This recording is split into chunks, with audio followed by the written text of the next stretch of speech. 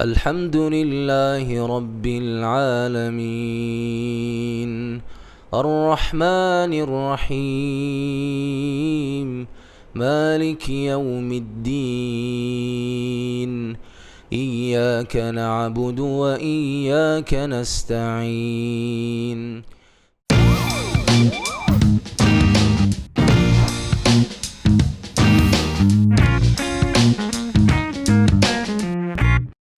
الذي جعل لكم الأرض فراشا والسماء بناء. Sebentar nanti kita akan bersama dengan Ustaz Zahil Zakaria.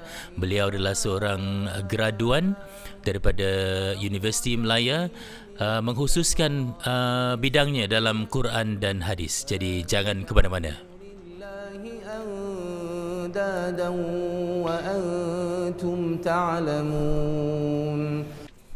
Baik, Assalamualaikum semua.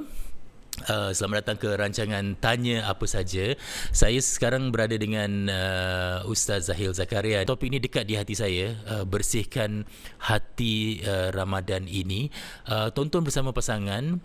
Kerana apa rancangan ini agak santai, saya betul-betul nak hanya berbual dengan Ustaz Zahil saja, dapatkan pandangan beliau. Tapi bantu kita menyebarkan majlis ilmu ini kepada orang ramai. Jadi like dan kongsi. Terima kasih bersama kita. Saya diberitahu Ustaz menghafal Al-Quran sejak umur 11 tahun. Ya, Alhamdulillah. Masya Allah. Begitulah ceritanya kan. Sebab bermulanya tu bukan daripada 11 tahun lah kan. Bermulanya memang saya ni dihidupkan dalam suasana keluarga yang dipenuhi dengan aktiviti-aktiviti Al-Quran. Jadi kedua orang tua saya tu sebagai contoh lah, tauladan. So kita anak-anak tu daripada kecil lah. Cuma formal tu, secara formalnya tu saya bermula hafal setiap muka surat tu daripada umur saya 10 tahun lah. Masya Allah. Gitu. Alhamdulillah. Di rumah, didikan di rumah tu siapa yang sering mendidik sebelum dapatkan latihan formal, Ustaz? Ceritanya memang selalu gitulah kalau kita tengok daripada sejarah pendidikan dan sebagainya kan. Madrasah ataupun tarbiyah tu bermula di rumah kan. Dan terutama untuk penghafalan Al-Quran, untuk mempelajari Al-Quran ni kita memerlukan seseorang sosok yang begitu disiplin dan Alhamdulillah. Sosok tu apa Ustaz? Badan bukan, maksudnya saya baru balik dari Indonesia. Okey, ini jadi bahasa terbawa-bawa sikit lah. Jadi orang yang individu yang memainkan peranan besar lah. Baik. Jadi di sini bercakap tentang menghafal Al-Quran ni, saya dididik dan didisiplin oleh umi saya, itu ibu saya. Alhamdulillah. Dalam masa yang sama juga abah saya adalah seorang yang begitu kuat dan kuat sangat berkecimpung dalam Al-Quran. Begitu cinta dengan Al-Quran dan sebagainya. Dan Alhamdulillah ramai juga kenal bapa saya itu Ustaz Zakaria, umi saya Ustazah Nurmalah. Mereka begitu orang kata aktif sangatlah dalam bidang Al-Quran dan sebagainya. Sehingga kan ibu saya tu memainkan peranan di mana beliau tu adalah orang yang mendisiplinkan saya, meletakkan waktu bila saya perlu menghafal, bila saya boleh makan, bila saya boleh breakfast. Jadi dia bila mak kita yang berikan kepada kita satu jadual dan sebagainya tu kan. Dia menjadi satu satu kemestian, kewajipan gitu. Sebab kita pada masa tu mungkin kita tak melihatlah apa yang akan kita dapat, apa yang kita akan capai dan sebagainya. Dan ayah saya tu dia memainkan peranan sebagai orang yang memberikan contoh tauladan. Sebab dia juga dalam perjalanan menjadi seorang tokoh tu, untuk menjadi seorang ilmuwan dalam Al-Quran dan sebagainya. Jadi dia sibuk di luar. Dia sibuk di luar cari ilmu dan sebagainya. Dan umi saya di rumah tu mendidik kita, ada 3 beradik. Dan umi saya meletakkan jadual. Sebelum breakfast ni nak kena hafal dulu muka surat kan. Sebelum nak main bola nak kena hafal dulu. Jadi dia menjadikan itu sebagai satu rutin harian. Rutin biasalah, macam termasuk dalam kita lifestyle jugalah. Jadi di sini saya boleh cakap yang umi saya tu adalah orang yang memang paling penting lah dalam pembangunan saya dari segi penghafalan dan sebagainya. Tambahan lagi ayah saya menjadi contoh. Sebab ayah saya masa tu dah jadi imam. Itu penting Ustaz, ada role model. Yes, role model. Kalau kita tengok juga macam mana Nabi SAW juga berdakwah dengan memberikan contoh tauladan yang baik kan. Kalau dalam Quran pun kita pernah lihat Allah SWT mengatakan Nabi itu diutuskan sebagai uswatun hasanah, contoh yang baik untuk masyarakat. Jadi kadang-kadang bila kita suruh anak kita dengan kita menunjukkan tauladan, dengan berikan contoh yang terbaik, kadang-kadang berikan contoh tu lebih impact dia lebih kuat. Sebab tu bila orang tanya, Ustaz macam mana nak hafalkan anak saya Quran macam mana Ustaz ni? Awak kalau nak hafalkan anak awak Quran, dia satu keluarga tu kena mainkan peranan yang besar. Okay. Jadi kadang-kadang anak-anak tu kita suruh dia hafal kan, hafal, tapi mak bapak tengah tengok TV pula. Itulah, kita hafal lain. Jadi itu realitinya lah kalau kita ingin membina sebuah keluarga yang alhamdulillah di Singapura kita dapat melihat beberapa keluarga yang masya-Allah begitu giat sekali dalam Al-Quran, taranum dan sebagainya, dan masya-Allah anak-anak mereka menjadi asatiza yang terkenal di Singapura. Dalam menghafal Al-Quran, saya mendapat tahu bahawa kita juga perlu bersihkan niat, bersihkan hati. Tak begitu Ustaz? Jadi bagaimana Ustaz melakukannya? Secara peribadi. Kita ni wajarlah sebagai manusia kan, kita pun tak lari daripada kesilapan dan sebagainya. Cuma bila kita bercakap tentang Al-Quran, Al-Quran ini diturunkan kepada seorang manusia ataupun seorang nabi yang begitu mulia, Nabi SAW, Nabi Muhammad SAW. Beliau tu adalah orang yang maksum, dan beliau juga di antara orang yang paling dicintai oleh Allah Subhanahu Wa Taala. Di antara nabi-nabi, beliau juga nabi yang paling penghujung, khatimul anbiya, penutup kepada segala nabi dan sebagainya. Jadi Nabi SAW tu dia membawa Al-Quran tu bukan semata-mata nak menyampaikan Al-Quran tu dengan huruf-hurufnya sahaja. Ada message di sebalik itu. Sebab tu kalau kita tengok dalam hadis Nabi, innama bu'ithtu li utammima makarimal akhlaq. Aku ini tidak diutuskan di atas muka bumi ini, di dalam dunia ini, melainkan untuk menyempurnakan akhlak yang mulia, sifat-sifat yang baik kan. Jadi dalam masa yang sama, kita bila nak berdekatan dengan Al-Quran ni adalah contoh. Kalau kita tengok kan, bila ada hadis mengatakan tentang bagaimana para sahabat itu bertanya kepada Aisyah. Aisyah adalah isteri Nabi, isteri seorang daripada isteri Nabi. Jadi sahabat bertanya kepada Aisyah bagaimana contoh ataupun akhlak Nabi SAW tu di dalam rumah kan. Jadi lalu Aisyah menjawab, Nabi SAW tu adalah Al-Quran. Jadi Al-Quran tu, apa yang maksud di situ dengan Al-Quran? Maksudnya Al-Quran itu dia menyeluruh. Jadi bila kita bercakap tentang kita nak dekat dengan Al-Quran, nak menyucikan hati kita dengan Al-Quran, Al-Quran tu secara naturalnya memang disuci. Al-Quran tu memang suci, dan kalau kita nak mendekati Al-Quran, kita harus sucikan diri kita. Cuma cara menyucikan hati ni, kita lain orang lain cara lah. Dan kita tak menafikan setiap manusia tu dia ada masa silamnya, dan dia ada juga masa-masa dia yang mungkin dia tersilap dalam langkah dan sebagainya. Cuma dalam perjalanan kita nak menyucikan diri kita tu, ada konsep yang di mana saya begitu tertarik sekali kan.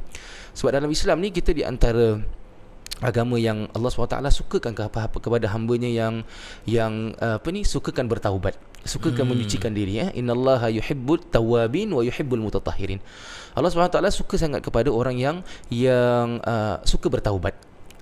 Suka bertaubat dan juga suka menyucikan diri mereka.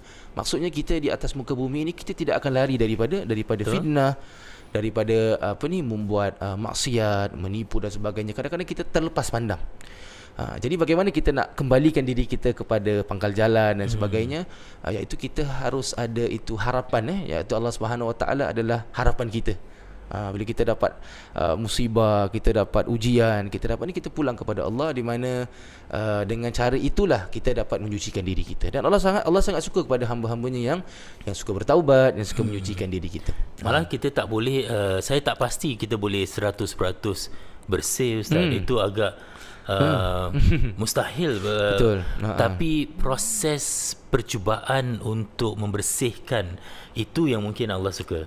Itu usaha kita untuk membersihkan, kegiatan betul. Yang kita lakukan untuk membersihkan. Betul. Saya teringat Ustaz, contoh saya sendiri dulu, kerana saya sudah berkecimpung dalam menerbitkan kandungan televisyen dan dokumentari. Sudah lama Alhamdulillah. dah lebih 20 tahun begitu.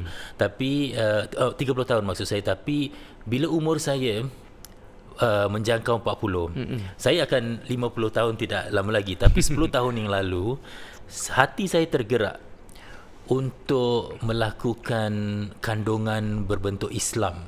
Kerana apa? Saya selalu melakukan konten dokumentari, konten international antarabangsa yang tidak ada kena-mengena dengan betul. Islam, walaupun dia berbentuk kemasyarakatan, tapi bukan berbentuk Islam. Tapi hati saya tergerak. Alhamdulillah. Dan bila itu berlaku, saya dapati bila hati kita mula tergerak, saya bertemu dengan orang-orang yang saya perlu. Maksudnya saya jumpa dengan para ustaz yang muda, yang veteran, yang legend pun ada. Dan mereka memberi saya panduan bagaimana hendak ke sana. Malah sampai ke hari ini, rancangan ini sekarang ke udara di sosial media atas hati saya tergerak 10 tahun dulu. Atas berkat Tapi dia membuat saya mendekatkan diri dengan kegiatan-kegiatan yang boleh mendekatkan hati kita kepada benda yang kita nak buat, benda yang kita suka. Jadi soalan saya kepada Ustaz, bila seorang itu sudah tergerak nak membersihkan hati, nak melakukan sesuatu yang boleh mendekatkan dia dengan pensucian hati dia, itu apa yang langkah pertama mungkin dia boleh lakukan? Saya pernah lalui lah beberapa eksperimen dan sebagainya. Kita pernah orang kata pernah muda lah kira kita pernah merasakan di mana kita tidak disukai orang, kita disukai orang. Dan kita pernah dirasakan juga orang sangat suka dengan kita. Kedua benda ni adalah benda yang paling kita rasa kritikal lah dalam kehidupan kita. Kita suka sangat orang suka kat kita, tapi dalam masa orang suka kat kita tu ada juga orang yang tak suka dengan kita. Saya ambil pendekatan di mana saya dalam perjalanan saya ni, saya dalam journey saya nak dalam career saya ni lah, saya ni sebagai seorang imam jadi saya pergi ke beberapa tempat lah di dunia inilah. Baru 2 tahun lepas saya ke Turki. Saya ke Turki bertemu dengan beberapa imam-imam di sana. Dan Alhamdulillah tahun lepas saya dapat diberikan peluang untuk menjadi imam di Masjid Biru, Masjid Shah Alam situ. InsyaAllah. Dan Alhamdulillah tahun ini juga saya dapat peluang atas berkat doa ibu bapa saya, guru-guru saya dan kawan-kawan. Dapat juga saya sampai ke bumi Indonesia untuk itulah baru minggu lepas saya pulang daripada Jakarta, Jogja dan Solo.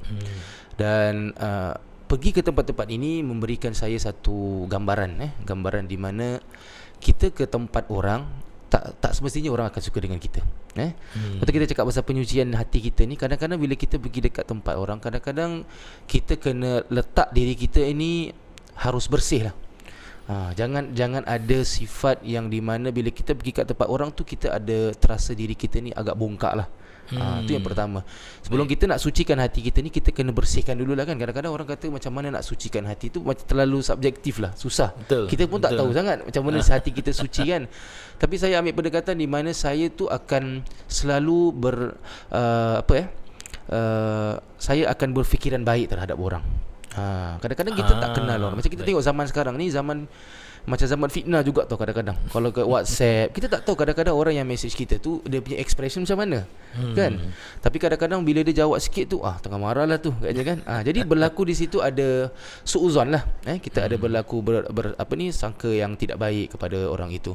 Jadi untuk diri saya, bila saya nak cuba nak menyucikan hati kita, saya bila nak pergi jadi imam tu, saya akan doa pada Allah SWT, minta Allah SWT sucikan hati saya, permudahkan saya punya urusan. Jadi saya akan mulakan dengan meminta maaf. Jadi saya mulakan dengan meminta maaf. Jadi sebelum meminta maaf tu, kita bersyukurlah sebab kita masih lagi ada orang tua dan sebagainya kan. Jadi penyucian hati tu bermula dengan selalu meminta doa kepada orang tua saya. Saya selalu minta doa. Setiap kali saya sebelum nak pergi ke mana-mana show ke imam ke, saya akan doa. Saya akan call kedua orang tua saya, insya-Allah Umi Abah doakan tengok macam mana. Sebab kadang-kadang kita perform ni bukan pasal kita yang bagus.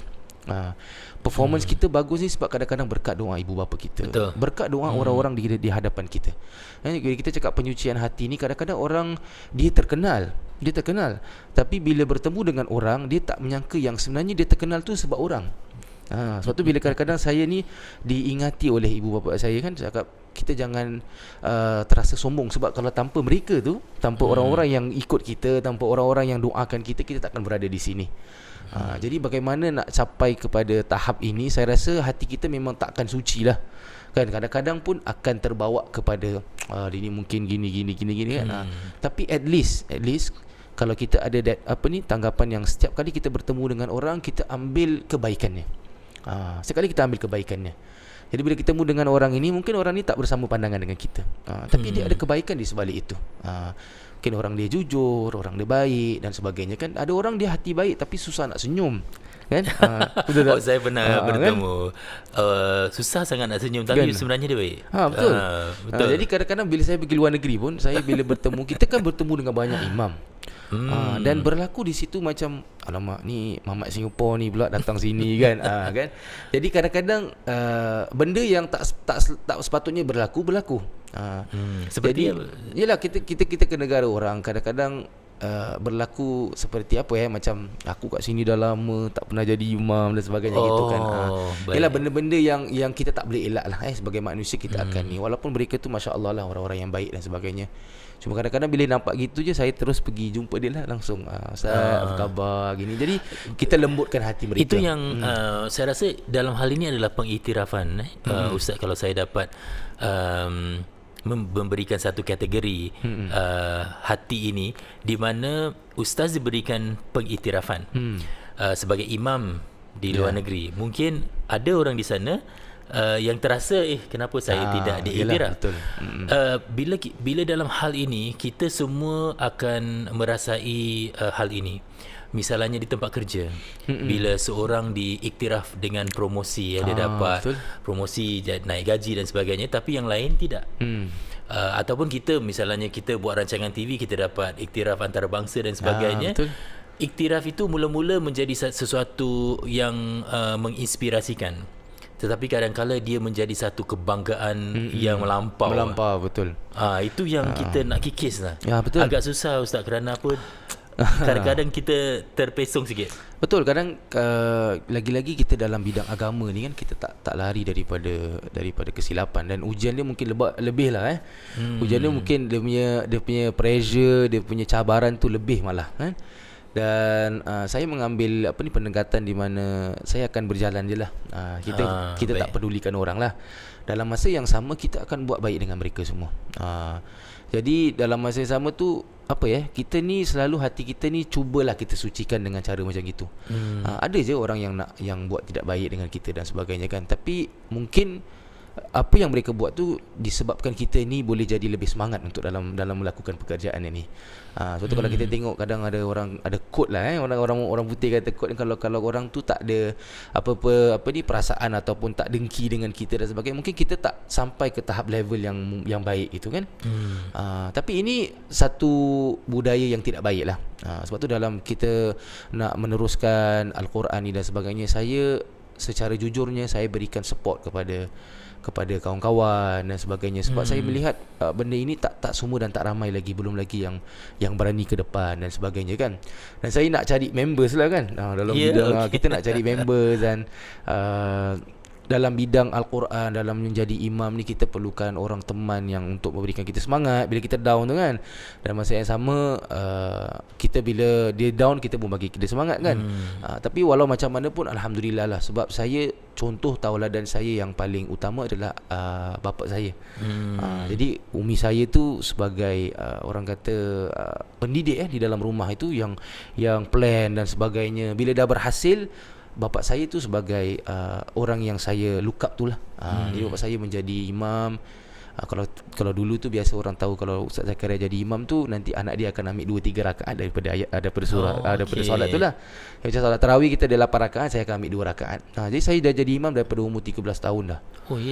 Jadi bila saya jadi imam tu di bawah bimbingan, kadang balik kadang saya ambil video tu. Video balik nanti kadang umi saya akan cek macam mana bacaan. Jadi bapa saya pun akan lentur lah daripada situ. Dan setiap tahun tu kita akan kita akan check lah ada progress, tak ada progress dan sebagainya. Jadi gitulah perjalanannya. Saya melihat Ustaz terdedah dengan social media yang tersangat amat kerana sekali-sekala saya nampak video Ustaz viral tadi Ustaz katakan doa ibu bapa yang membawa Ustaz ke rantauan ini itu saya sangat akui. Tetapi bagaimana Ustaz boleh dapat ke sana tu? Maksudnya apa yang terjadi sampai dapat undangan untuk menjadi imam di luar negeri? Itu kadang-kadang kita pun terfikir jugalah kan, sebab social media ni adalah platform yang begitu kuat sebab saya bukan jadi imam je, sebab tahun lepas saya pernah bersama Astro di rancangan reality lah Al-Quran, iaitu tahfiz muda, di mana rancangan tu mereka mendapatkan anak-anak cilik untuk bertanding, dan saya diundang sebagai salah satu kira juri undangan juri undangan selama 3 episod tak salah. Jadi undangan itu datang daripada Instagram juga. Daripada Instagram juga.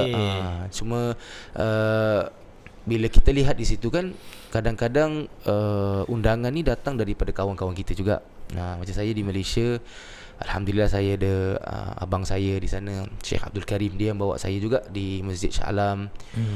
Dan juga ada beberapa asatizah juga yang memberikan pendedahan lah bagi saya kan. Dan bila saya dapat kontak ataupun dah dikenali kan di antara satu salah masjid tu, nanti mereka akan exposekan lagi lah. Itu berlaku di Malaysia. Dan di Indonesia saya berkenal dengan sebuah stesen TV dia YouTube lah, dia YouTube, dan tapi dia punya view tu subhanallah berjuta-juta, masya-Allah. Dan jadi saya adalah salah satu orang yang di luar Indonesia lah, orang luar kira yang telah bersama mereka selama berapa tahun ni lah. Alhamdulillah kita dah jadi satu keluarga, iaitu ni Amar TV, dan mereka juga membawa saya ke Indonesia baru-baru ini, dan alhamdulillah. Dan mereka alhamdulillah mereka telah mengadakan beberapa program yang begitu baik lah. Antaranya mereka buat audition untuk budak-budak nak buat Quran punya video kan. Dari buat audition je, budak-budak semangat datang ke audition, test apa yang bagus, kita keluarkan video dia. Jadi itu semangat untuk mereka berterusan. Sebab social media ni adalah satu platform besar bila kita zaman kita ni, dan dakwah juga perlu di social media tu. Jadi adalah baiknya lah bila saya dapat saya bertemu dengan bosnya tu, Bang Ricky di Singapura. Jadi kita dapat tahu pun daripada social media dia, kita bertemu, dan lepas tu langsung kita fly ke Turki. Jadi di Turki tu kita buat penggambaran banyak sekali depan masjidnya, dan kita bertemu dengan imam-imam di sana, dan kita ambil pengalaman lah, kita kenal pengalaman bagaimana imam-imam sana belajar, ataupun bagaimana diorang mengendalikan solat mereka kan. Kita lain negara, lain cara dan lain tradisi. Apa nasihat mereka yang diberikan imam-imam dari sana tu? Imam-imam tu macam kalau kita tengok di Nusantara ni, alhamdulillah imam-imam kita di masjid, lagi-lagi di Singapura ni, rata-rata daripada imam muda banyak. Saya pergi Indonesia, saya pergi Malaysia pun banyak imam-imam muda, masya-Allah. Tapi bila kita ke negara-negara Timur Tengah, negara seperti macam di Turki kan, jadi saya melihat di situ dia akan ada satu imam besar yang senior. Jadi imam besar sini tu yang akan membimbing budak-budak yang baru balik daripada Azhar, saya katakan, dia akan ambil dalam 2-3 tahun, dia akan didik diorang lah. Dia akan gerum bacaan diorang, khutbah diorang, ceramah diorang. Jadi dari situ kita lihat bahawa mereka ni lebih ada tu konsep yang di mana tradisi lah. Tradisi. Tapi dengan itu juga kita lihat kadang-kadang anak-anak ni dia dah lama sangat kat situ, dia tengok tak naik pangkat. Tu yang dia keluar. Baik. So saya melihat positifnya di Singapura ni, kita lebih berikan peluang kepada anak-anak muda untuk lead program tu sendiri. Macam di masjid-masjid kalau kita tengok imam-imam muda, ustaz-ustaz muda, mereka sendiri lead Ramadan punya program. Itu ketara sekali. Di Singapura memang saya melihat malah saya jarang nampak imam-imam yang veteran sekarang. Mungkin mereka orang memberi nasihat. Mereka ada mentor lah, sebagai mentor. Sebagai mentor, tapi yang ke depan selalu yang membuat imam tarawih selalu yang sekarang muda lah. Itu satu, saya rasa pembangunan yang sangat baik sekali. Betul sekali. Berbalik kepada topik kita bersihkan hati ni, Ustaz, tadi kita dah cakap tentang pengiktirafan yang boleh membawa kita ke tahap kebanggaan yang mungkin keterlaluan.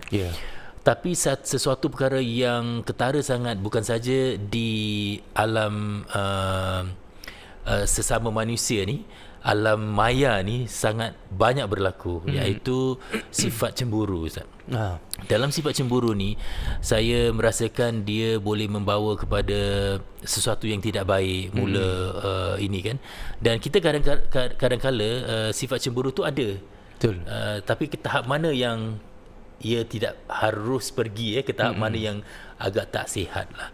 Ada tak nasihat-nasihat Nabi SAW ataupun daripada ayat-ayat Al-Quran yang boleh kita menjadikan panduan dalam hal cemburu ini, Ustaz?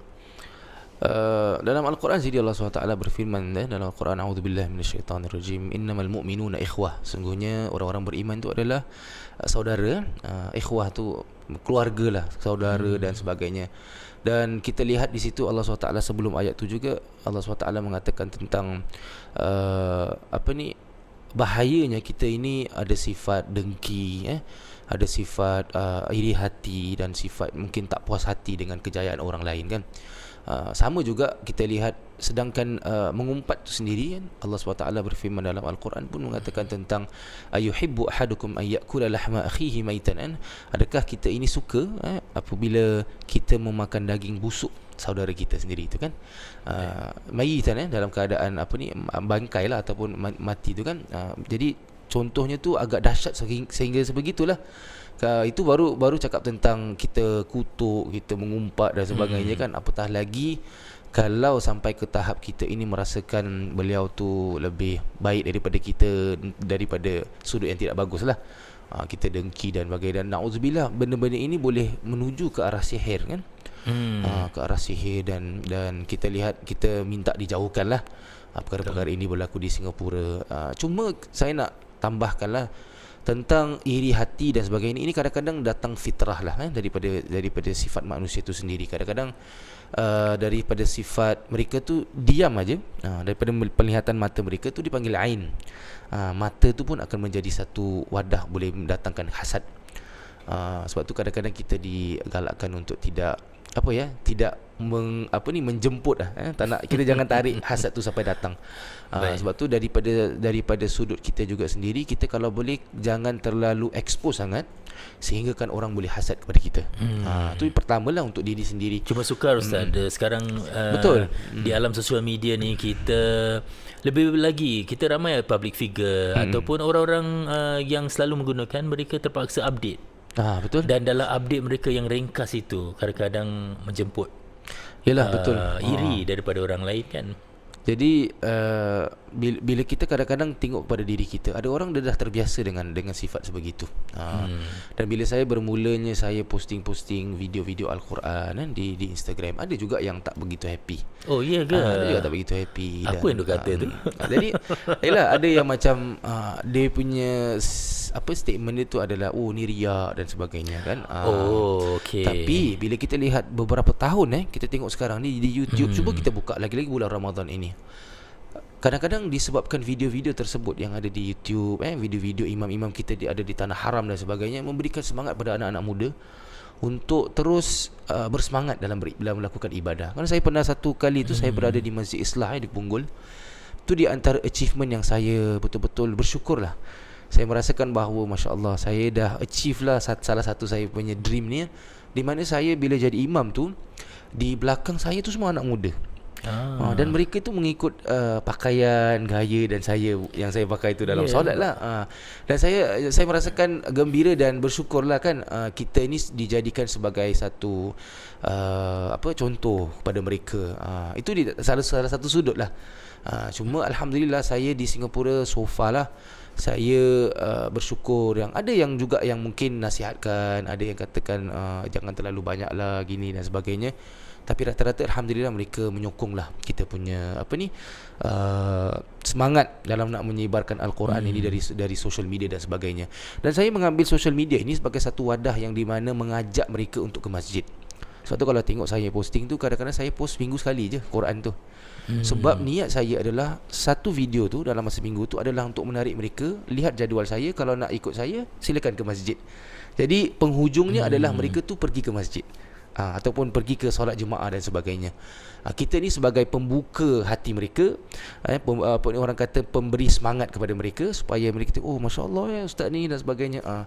Jadi dengan itu mereka dapat semangat untuk teruskan semangat mereka di masjid kan, solat berjemaah. Itu saya punya goals lah. Saya punya niat, ya Allah, dengan aku adakan video-video sebegini, aku harap anak-anak muda ini, dan mungkin bukan anak-anak muda juga, orang-orang yang mungkin selama ni tak ada masa nak ke masjid dan sebagainya kan, mungkin kita dapat tarik mereka ke masjid.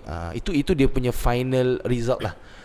Bukan sahaja kita nak diorang tengok kat video, tak cukup pun kat video tu. Tapi video tu sebagai saya rasa sebagai tarikan, Ustaz. Bila saya melihat video-video mengaji dengan umur saya yang nak setengah abad ni, dia betul-betul menenangkan jiwa. Mungkin kalau saya dengar ayat Al-Quran yang begitu, mungkin waktu saya 25 tahun lain. Yalah, betul. Bezanya lain. Tapi sekarang kita nak dengar. Kalau kita dengar, kalau kita ikut Ustaz Zahil di Instagram, yang lain-lain, kita ingin dengar waktu-waktu nak tenangkan diri lah. Betul. Topik kita sebenarnya bersihkan hati Ramadan ini, dan kita berbualkan tadi tentang rasa iri, bagaimana kita nak hilangkan rasa bangga sangat dengan apa yang kita sudah capai. Sebenarnya kita tak boleh lari Ustaz daripada perasaan begini. Kerana apa? Kadang-kadang bila kita dipuji sedikit saja, kita dah rasa bangga sangat. Apa yang ibu bapa Ustaz sendiri mengajar atau mendidik Ustaz dalam hal ini, dalam hal hati? Saya selalu diingatkan orang tua saya kan, tentang kita ni membawa Al-Quran kan, dan kita bawa Al-Quran ni adalah satu kitabullah, kata-kata Allah Subhanahu Wa Taala. Dengan niat kita tu haruslah bersih, kita bawa Al-Quran ni, sebab ada juga di antara individu-individu yang membawa Al-Quran ni untuk ke arah yang lain. Jadi tapi rata-ratanya alhamdulillah lah, Al-Quran ini adalah pilihan Allah Subhanahu Wa Taala. Kadang-kadang kita tengok kenapa ada orang dipilih, kenapa ada orang tak dipilih. Kita kena ingat, orang yang dipilih tu tanggungjawab dia besar. Dan saya melihat bahawa kita pun kena jaga diri kita lah, walaupun kadang-kadang kita tersilap, kadang-kadang kita terlepas pandang dan sebagainya. Tapi Al-Quran ini adalah satu hadiah, seperti mana kita tahu Al-Quran ini hadiah kepada Nabi SAW juga, dan kepada kita, pedoman sehingga akhir hayat kita. Ibu bapa saya selalu pesan tentang, kadang-kadang kita ni orang di mata orang tu macam konon-kononnya dah viral lah sangat. Konon lah macam dah viral lah sangat. Tapi kadang-kadang kita bertemu dengan, saya ada teman-teman dari Indonesia yang lagi viral, masya-Allah, macam Muzammil. Saya ada kawan-kawan seperti macam Taqi Malik, Salim Bahanan. Ini anak-anak ni masih muda lagi.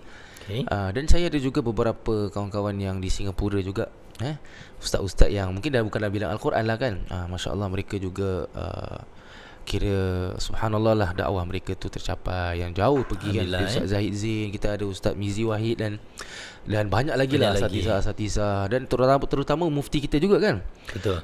Kita sekarang, saya pergi luar negeri tu, orang kadang tertarik, cakap masya-Allah, mufti Singapura ni hebat lah cara-cara dia, penyampaian dia. Dan saya teruja sangat sebab saya dulu pernah bertugas di Masjid Muhajirin, dan selalu saya bertemu, selalu kita bertemu dengan mufti dan sebagainya, dan saya berbanggalah.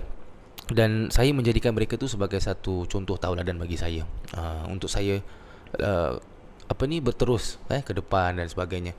Ibu bapa saya selalu berpesan, kadang-kadang bila kita rasa diri kita ni bagus kan, kita rasa diri kita ni hebat, kita cepat-cepat taruh istighfar. Kadang saya pergi satu show ni kan, kadang kalau macam kat Indonesia ni dia agak lebih sikit sambutan dia. So imam-imam dah macam selebriti gitu kan. Jika kadang takut, astagfirullah, kenapa jadi macam gini kan. Cuma lain negara, lain tradisi lah. Cuma di Singapura saya melihat masyarakat kita lebih menghargai Al-Quran itu diangkat martabatnya di dalam solat. Jadi mereka tu look forward tau, kadang ustaz surah apa. Saya kalau nak jadi imam, macam tadi saya nak jadi imam, orang DM saya, ustaz ni surah apa? Surah Rahman lah ustaz, kan. Dia boleh ni macam permintaan lagu pula. Sebab diorang memang nak menghayati kan, nak menghayati dia dalam solat. Mungkin kan? dia nak baca, kita nak, kalau saya nak anggap positif, mungkin dia nak baca terjemahan dia dulu. Betul. Jadi dia bila ustaz baca, dia dapat faham. Mungkin lah. Betul. Lagi-lagi kita dalam dalam bulan Ramadan ni kita solat tarawih ni adalah solat sunnah kan, sunnah yang digalakkan sangat Nabi SAW. Kadang kita digalakkan kalau kita tengok negara Arab, dia pakai iPad tu letak kat depan tu. Kadang ada terjemahan dan sebagainya. Itu di antara salah satu cara kita mentadabbur Al-Quran. Tadabbur maksudnya kita mempelajari dan kita memahami isi kandungan Al-Quran itu. Jadi kadang-kadang imam tu baca, kita kenapa imam tu nangis kan? Kenapa imam tu macam emo sangat tadi? Bila kita dapat baca ayat dan makna dia tu kan, kita baru faham. Jadi bila dalam solat tarawih ni kan solat sunnah, dia kita bolehlah kita letak Quran di depan. Tadi saya pun dalam ceramah tadi saya cakap tentang cara-cara lah kita nak merasakan kelazatan dan kemanisan Al-Quran tu dalam bulan Ramadan. Maksudnya bila kita sedang solat tu, kalau ada rujukan, kita rujukan. Betul. Kadang kita boleh pegang juga mushaf tu kan, kita pegang Quran tu yang ada terjemahan. Kadang-kadang saya sengaja cakap, okey hari ni insya-Allah Ustaz akan baca daripada muka surat gini-gini. Dia orang follow. Sebab Quran ni dia macam storytelling tau. Ada cerita, ada pengalaman. Macam kita tengok dalam Quran banyak sangat cerita tentang pengajaran Nabi Musa. Dan juga ada Nabi Yusuf kan, ada juga Nabi Ibrahim. Cerita-cerita ni kadang kalau kita tengok, cerita-cerita ni lebih fantasi daripada cerita-cerita fantasi kalau kita tengok. Macam cerita Nabi Yunus kan. Jadi bila kita dapat ceritakan tu daripada aspek Al-Quran kita baca dengan berlagu, dengan bertadabbur, kadang-kadang memberikan ketenangan kepada jemaah kita. Atau kadang 20 rakaat pun ustaz macam tak 20 macam 8 gitu. Alhamdulillah kita pun rasa gembira. Itu yang kita nak. Dan pujian-pujian tu adalah sementara sahaja. Kadang-kadang kita tengok pujian ini dia sementara, sebab kalau kita tunggu orang puji kita tak akan membangun diri kita. Jadi saya melihat tu daripada result dia lah. Jadi kalau kita tunggu orang puji sampai bila? Kalau kita tak bagus orang dah tak puji dah. Tapi kalau kita tunjukkan hasil, kita tunjukkan natijahnya, insya-Allah satu hari mereka tu akan suka dengan masjid gara-gara kita. Sukakan bacaan-bacaan Al-Quran dengan bacaan yang kita buat dan sebagainya. Tadi Ustaz katakan bahawa ibu Ustaz malah ibu bapa ada memesan. Saya betul-betul akui itu. Ibu saya kalau kerana ayah saya meninggal waktu saya dalam perkhidmatan negara. Jadi ibu saya yang akan dia ibu dan ayah juga, dan dia disiplin. Jadi kalau dia tengok saya melebih, pasal apa saya dulu 16 tahun saya sudah popular Ustaz. Masya-Allah. Waktu di dah radio viral lah tu. dah viral, tapi dulu tak ada social media kan. Yelah. Jadi kalau saya melebih Ustaz, dia akan marah. Saya itu yang saya suka, pasal apa ibu bapa kita dia lebih tahu tentang diri kita. Kalau dia tak mendisiplinkan kita, kalau misalnya lah kita bangga sangat dengan apa yang kita ada ni, dia marah dulu. Dia marah saya dulu. Dia kata kau jangan buat macam ini. Ini tak patut kau buat begini. Dan diam aja. Selalu dia gitu. Itu sebab saya suka bila ustaz juga katakan. Ya, betul. Ibu bapa ustaz juga menasihatkan. Saya rasa itu cara orang kita tanamkan nilai-nilai yang baik. Nilai-nilai yang baik. Dan mungkin disebabkan disiplin mereka tu kan, mungkin keberkatan mereka tu suruh kita untuk selalu relax, jangan terlalu lebih-lebih. Itu kita dapat pergi jauh. Betul. Kadang-kadang bila kita tengok ada macam kita kalau semangat kan, orang puji kita 1 hari 2 hari, tapi actually perjalanan kita lagi jauh lagi. Betul. Dan pujian-pujian ini adalah semata-mata dia permainan. Dan dalam masa yang sama, kalau dia tak ada natijah, maka dia tak akan menjadi apa-apa. Jadi kita nak hasil dia tu, itulah kadang-kadang saya pun macam kita terlepas pandang. Kita pergi Malaysia, orang dah kenal kita dan sebagainya. Pergi Indonesia pun orang dah kenal. Tapi bila balik tu kadang umi saya dengan abah saya kadang tegur, tak apa. Kita bukan nak yang popular ke arah situ. Kita nak bila kita jadi imam tu orang suka dengan datang ke masjid, orang punya hati tu terpaut dengan masjid kan. Terkesan gitu ya. Yes, terkesan. Kesan dia tu kita nak, sebab kita ni suara, kadang-kadang orang tanya, Ustaz, suara ni macam mana, hantar train, hantar ni. Sejujurnya lah saya cakap, alhamdulillah, segala puji bagi Allah SWT lah kan. Ada yang di antara individu-individu yang Allah berikan kelebihan dari segi suara. Dan ada yang memang work hard lah, macam footballer juga kan. Kalau kita tengok ada footballer yang memang talented lah, semula jadi memang dah bagus. Dan ada juga yang memang work hard jadi bagus juga. Dan saya melihat saya ni daripada arah yang lebih kepada talent.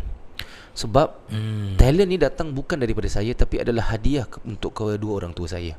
Allah tu berikan hadiah ini, iaitu saya ni hadiah yang suara dan Al-Quran dan sebagainya ni adalah produk daripada kedua orang tua saya.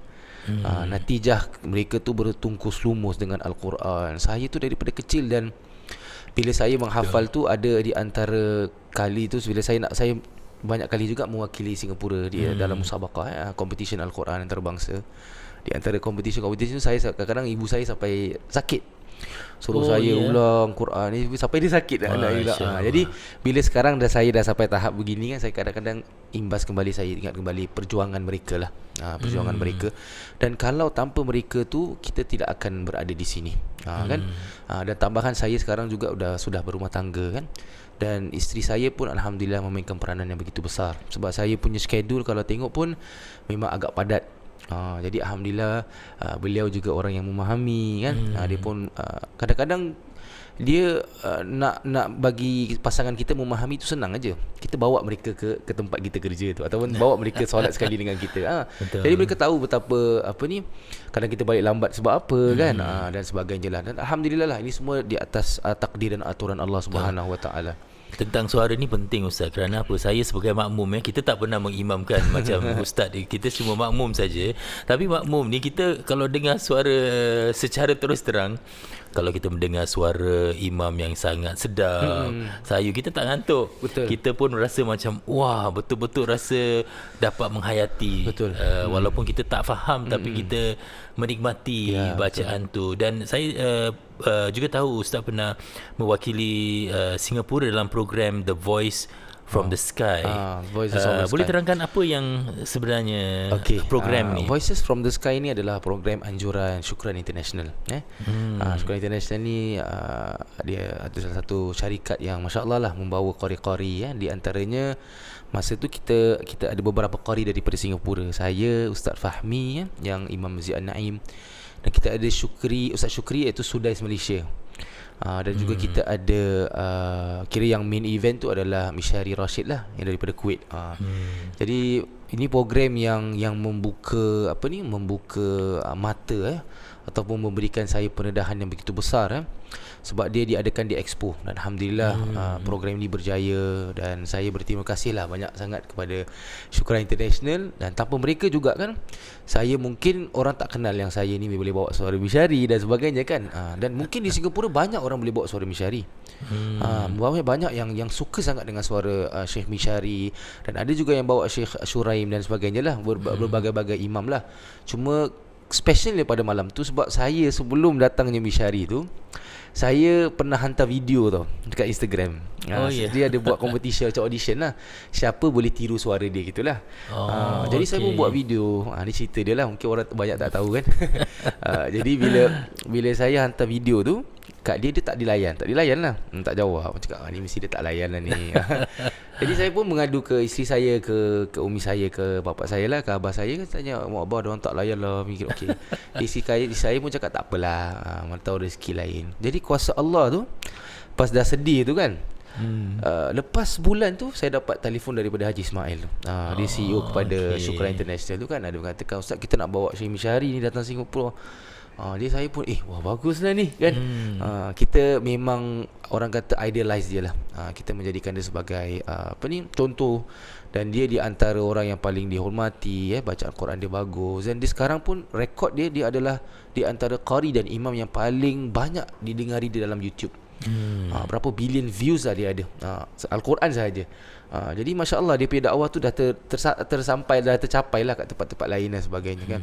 So lepas bulan tu untuk dia datang pula. Jadi berlaku satu pertemuan gitu. Pertemuan yang tak disangkakan lah. Alhamdulillah. Jadi berlakulah di situ satu show yang di mana saya berduet dengan dia, satu qasidah. Dan itu adalah di antara momen yang paling gembira lah dalam hidup saya. Alhamdulillah. Mungkin ada yang belum terdedah dengan Syekh Mishari, Ustaz. Boleh Ustaz kasihkan contoh tak? Bacaan dia macam mana? Kalau dengar je inilah melodi dia. Okey.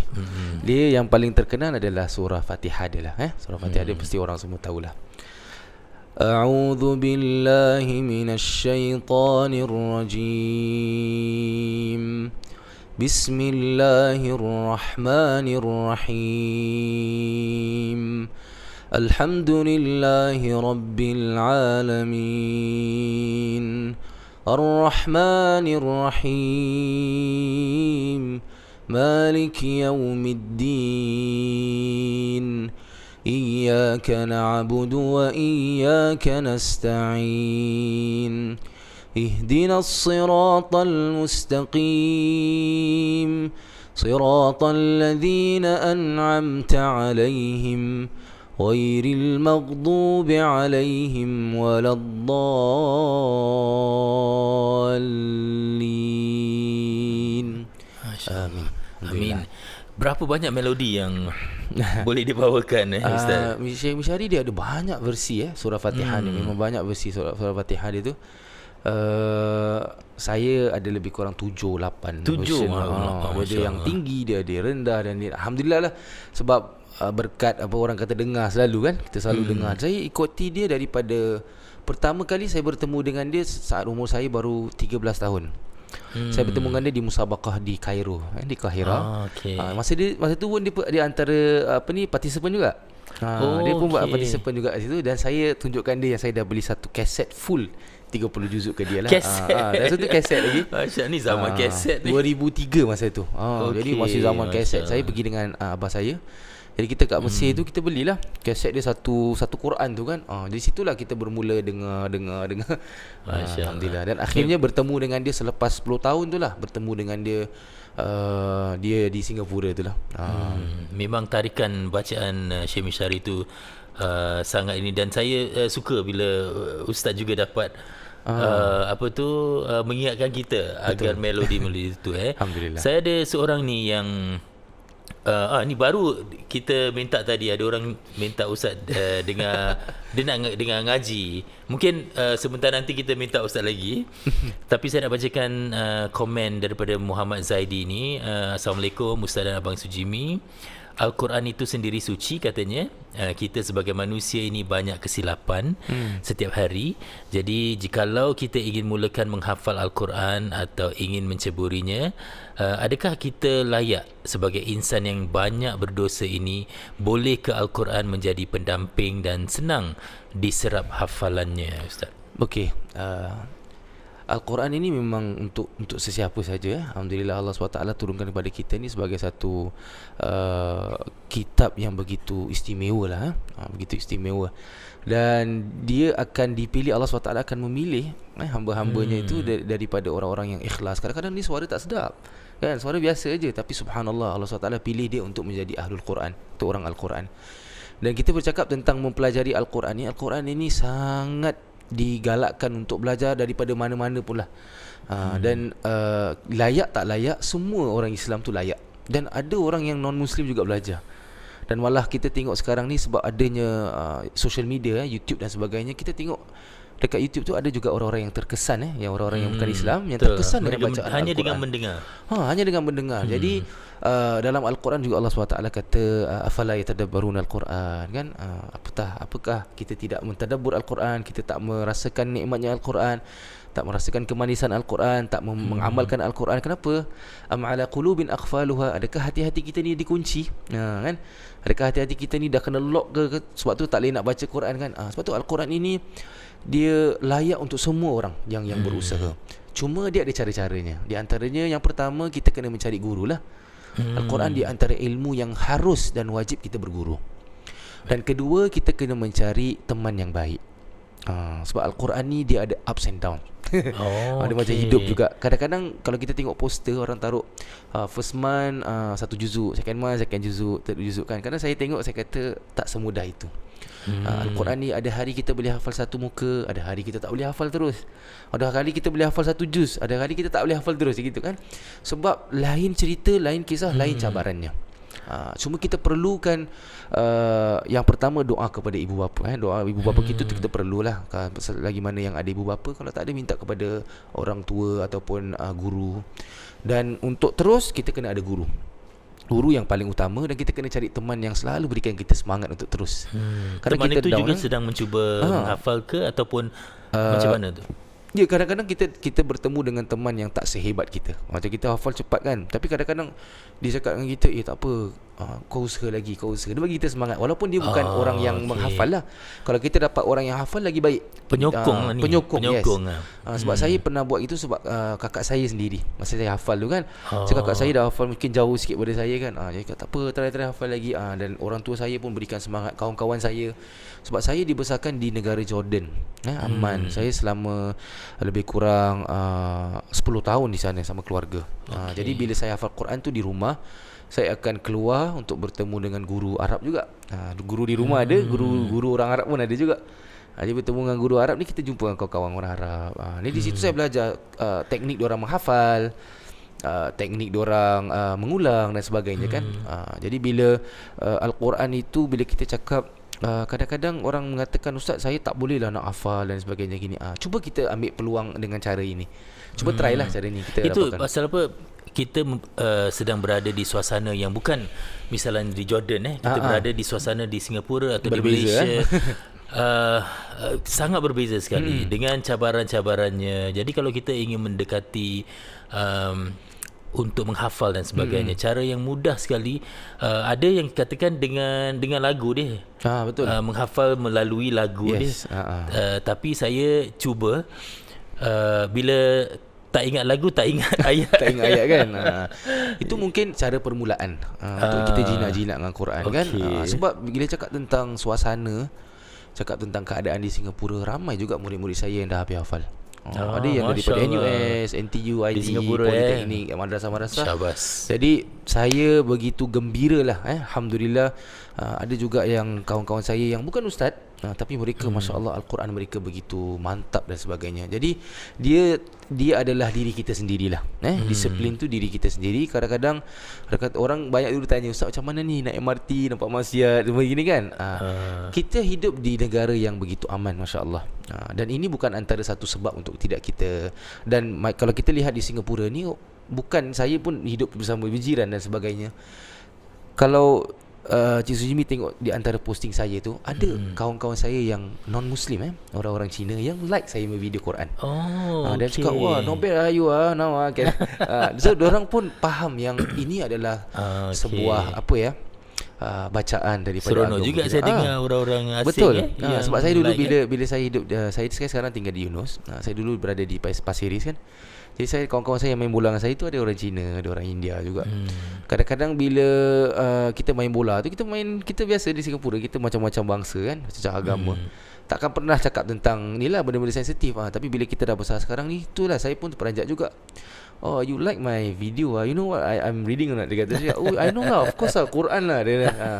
So kadang orang pun tertarik dengan cara pembacaan kita kan, dengan cara. Alhamdulillah itu adalah satu mukjizat lah Al-Quran tu sendiri. Sebab tu Allah kata kalau orang-orang yang bukan Islam boleh tertarik dengan bacaan Al-Quran, apatah kita lagi kan. Kita hati ni dah dikunci kan. Jadi kita kena cari jalan lah. Itulah di antara jalan-jalannya. Dia mungkin permulaan tu susah, tapi dah berlalu kita akan lihat hidup kita ni diatur oleh Allah SWT. Quran ni dia membawa rezeki, dia membawa rahmah, dia membawa kita kepada kejayaan. Kita tak nampak sekarang. Sebab tu saya selalu kadang-kadang orang tanya tentang bagaimana kalau anak-anak kita nak hafal tapi dia tak belajar, gitu kan. Tapi saya hidup di Jordan, di mana kita belajar maths tu. Kalau saya tu zaman tu primary 2, primary 3 dah belajar algebra dah. Bila memang orang Arab ni Masya Allah. Jadi bila level mereka tu subhanallah lah, tinggi kan. Cuma kadang tengok budak-budak ni diorang hafal Quran. Kadang-kadang sebab Al-Quran tu yang membawa mereka kemudahan, memudahkan mereka dalam belajar pelajaran mereka, dalam sekolah mereka. Sebab diorang menghafal Quran, Allah SWT akan mudahkan yang lain. Alhamdulillah. Satu perkara yang merisaukan saya di sini, saya pernah Ustaz membuat tinjauan rambang di kawasan sini Ustaz, di Wisma Geylang. Kita bertemu dengan anak-anak muda. Nisbahnya 3 antara 4 orang yang saya interview, 3 orang Ustaz anak-anak muda. Bila saya katakan anak muda, semuanya remaja ke bawah. Mereka katakan mereka jauh, tak ada contoh. Betul. Di rumah solat Al-Quran. Jadi hati mungkin tertutup. Ini saya rasa masalah yang genting, dan kita tahu bahawa agak sukar untuk mendekati remaja-remaja, dan saya rasa social media antara satu perkara yang boleh kita gunakan. Dalam pandangan Ustaz, kalau kita nak dekatkan hati yang dah tertutup, nak dekatkan dengan Al-Quran ni agaknya bagaimana? Saya beberapa tahun ni kan, saya dah ambil pengalaman di luar negara juga kan, seperti di Malaysia dan sebagainya. Saya melihat kasih sayang tu dan penerimaan kita tu bila kita bertemu dengan orang, rasanya kita punya approach tu kan main peranan yang besar. Quran tu memang satu wadah, dan Quran tu memang mukjizat yang Allah SWT akan beri hidayah lah bagi siapa kan. Tapi cara kita approach tu, dia adalah satu cara yang sangat kritikal. Kalau kita bertemu dengan orang dengan langsung itu baca Quran ni kan, mereka mungkin tak dapat tertarik dengan kita. Tapi saya belajar di mana di Singapura dan di Malaysia, dan juga berkat saya duduk di masjid juga, saya melihat bahawa kadang-kadang kasih sayang kita tu, bila kita duduk dengan orang, kita dapat menerima mereka itu sendiri. Kadang-kadang kita duduk dengan orang, kita jangan lihat kekurangan mereka lah. Kita ambil mereka tu, daripada kekurangan tu kita jadikan kekuatan mereka. Satunya saya rasa kita perlu meletakkan kasih sayang tu pada permulaan kita nak mendakwah tu. Tu paling important kalau kita tengok Nabi SAW pun, Allah kata dalam Al-Quran, walau kunta faddan ghalidhal qalb, sekiranya kalau hati kau tu keras ataupun tak mudah untuk dilembutkan, itu kan, faddan qalil lan faddu min haulik, mereka ni akan lari ataupun akan tinggalkanmu. Jadi saya melihat di situ Nabi SAW tu seorang yang subhanallah, daripada sifatnya, daripada wajahnya, daripada akhlaknya, dia memberikan pada kita satu gambaran yang kita ni tak perlu nak menghukum orang. Kita perlu ambil siapa-siapa saja, kita ajak mereka dan usahakan, dan kita harus terima mereka lah. Dan saya merasakan bahawa kadang-kadang macam dulu ada orang mengajar Quran kan, kita tengok garang kan, sobat dan sebagainya. Saya alhamdulillah ada beberapa kelas lah. Alhamdulillah saya hujung minggu ni ada beberapa kelas saya adakan untuk budak-budak hafal Quran, anak-anak cilik menghafal Al-Quran. Dan saya mengambil pendekatan di mana kedua orang tu saya juga selalu mendidik saya, mengatakan jangan terlalu personal. Kadang-kadang budak-budak ni bila kita datang, kita tak tahu orang sebelum ni kena marah ke kena apa kan. Jadi bila kita baca Quran dengan orang tu, biar orang sayang Al-Quran. First tu, biar orang sayang Al-Quran, dan biar orang sayang kita. Tu yang akan buat orang terus menerus akan sukakan Al-Quran. Kalau kita dah bila kelas tu kan, kita boleh tanyalah orang punya parents. Kerana saya pun tak streskan orang, tak apa, jangan. Sebab Al-Quran ini Allah yang berikan hidayah pada mereka. Kita ni sebagai wasilah, orang tengah aja. Jadi kerana saya dah baca dengan orang, kerana 1 jam tu penat budak-budak kan, biasa kan. Cuma bila kita kita berikan mereka tu senyuman lah, ataupun kita kasih macam buat kelakar, kita macam santai, dia nak main ke tak apa. Sebab yang penting dia baca Quran. Itu yang membuat saya gembira. Sebab kita tak boleh nak minta budak-budak ni duduk diam gitu kan. So itulah pertama saya rasa kasih sayang, kita punya care tu rasanya perlu dalam kita menyampaikan apa-apalah. Dan saya mungkin dalam bidang Quran kan, saya rasa kadang bertemu dengan orang luar pun, saya rasa kita pertama kalilah saya dah lalui beberapa fasa dalam era Quran ni dan sebagainya, imam saya bila bertemu dengan orang, semua orang saya akan bersenyum dan sebagainya. Maksudnya saya akan, kau tak senyum pun tak apalah. Jadi kita mulakan senyuman itu supaya mungkin kalau dia tengok dia ni senyum bagus, masya-Allah, siapa dia?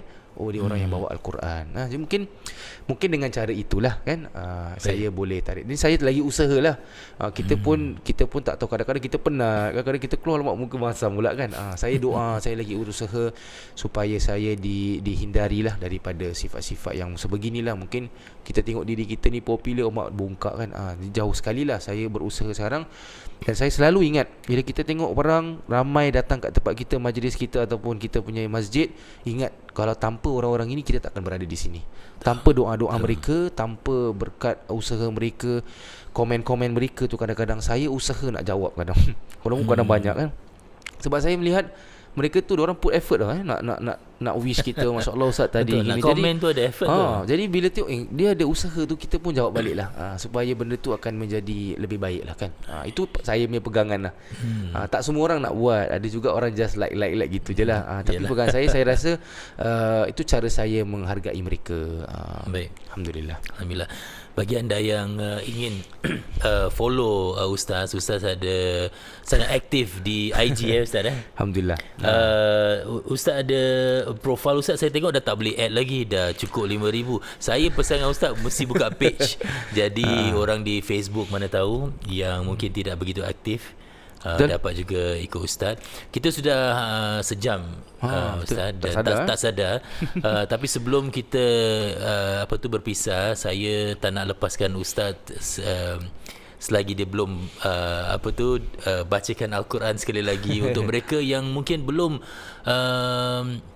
mendengar Ustaz membaca Al-Quran. Tapi Ustaz, sebelum tu Ustaz, saya mungkin dapat pesanan terakhir bagi mereka yang betul-betul ingin membuka hati mereka mendekati Al-Quran dan membersihkan diri, membersihkan hati agar mereka terbuka dengan benda-benda yang lebih baik di masa depan.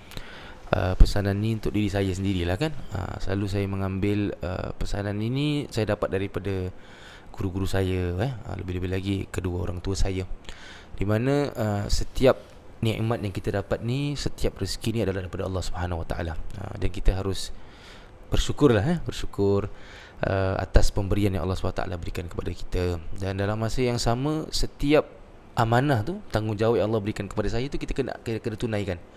Kadang Allah berikan kepada kita ini satu amanah, itu mungkin kita baca Quran dan sebagainya, kita harus usaha sedaya, sekuat mana yang kita mampu ni untuk sampaikan kepada orang-orang yang inilah. Dan kepada itu untuk diri saya lah, yang kepada mereka yang ingin menyucikan hati, yang ingin bermula hidup baru, mulakanlah dengan Al-Quran. Itu saya rasa entertainment yang paling baik lah. Mungkin kita kata lain tak bagus, tapi sebab Al-Quran sekarang ni dihiasi dengan suara-suara yang subhanallah. Kadang kita nak compare, kita tengok Quran dengan lagu, kadang Quran ni lebih berlagu daripada lagu-lagu biasa. Apatah lagi kita dengar tu dapat pahala. Kan, kita dengar dapat pahala, kita baca dapat pahala. Dan Nabi SAW pun antara sunnahnya, beliau selalu bila duduk dengan sahabat dia tu, dia akan cuba bacakanlah aku sedikit daripada ayat Al-Quran. Nabi SAW suka bila sahabat dia membacakan dia Al-Quran. Jadi kadang-kadang kita tak boleh nak baca, tak apa, jangan risau, kita dengar orang bacakan kita dengar dekat YouTube, dan kita ambillah di antara orang-orang yang sebegini kan. Macam mungkin ustaz-ustaz ke imam-imam yang berada yang di tempat yang bagus, bacaan yang baik kan, untuk Quran lah khususnya ni, kita ambil diorang, kita ikut cara bacaan mereka, ataupun kita belajar daripada cara baca dan sebagainya. Semoga daripada itu kita boleh selepas itu teruslah belajar mencari guru. Dari lepas itu baru kita akan melihat bahawa Allah SWT akan menyucikan hati kita. Daripada proses Al-Quran tu, dia akan cepat menyucikan hati kita. Kalau tak, kita kena cek balik lah. Kalau tak masih lagi sama, kita kena banyak beristighfar, kita kena banyak ingat Allah SWT. Sebab kadang-kadang itulah, tak semua orang yang ambil Al-Quran ni dengan tujuan yang baik. Jadi kita harap-haraplah supaya saya berdoa juga untuk diri saya sendiri, mungkin untuk Jesus Jimmy juga, biar kita Quran ni bila kita ambil sebenar-benarnya lah, biar untuk diri kita, pedoman untuk diri dan keluarga, insya-Allah. Yang penting kita cuba terus mencuba adakan kegiatan untuk mendekati Al-Quran, mendekati pembersihan hati kita. Jadi Ustaz, sebelum kita berpisah, jangan ke mana-mana. Saya nak minta Ustaz baca ayat-ayat Al-Quran sebelum kita berpisah. Dan terima kasih kepada anda. Tolong like and share. Okey, silakan Ustaz. A'udzu billahi minasy syaithanir rajim. Wa ibadur rahmanil ladzina yamshuna 'alal ardi hauna وَإِذَا خَاطَبَهُمُ الْجَاهِلُونَ قَالُوا سَلَامًا وَالَّذِينَ يَبِيتُونَ لِرَبِّهِمْ سُجَّدًا وَقِيَامًا وَالَّذِينَ يَقُولُونَ رَبَّنَا اصْرِفْ عَنَّا عَذَابَ جَهَنَّمَ إِنَّ عَذَابَهَا كَانَ غَرَامًا إنها ساءت مستقرا ومقاما والذين إذا أنفقوا لم يسرفوا ولم يقتروا وكان بين ذلك قواما. صدق الله العظيم. Amin. InsyaAllah. Terima kasih Ustaz. Terima kasih ya. Terima kasih. InsyaAllah kita jumpa lagi. Alhamdulillah.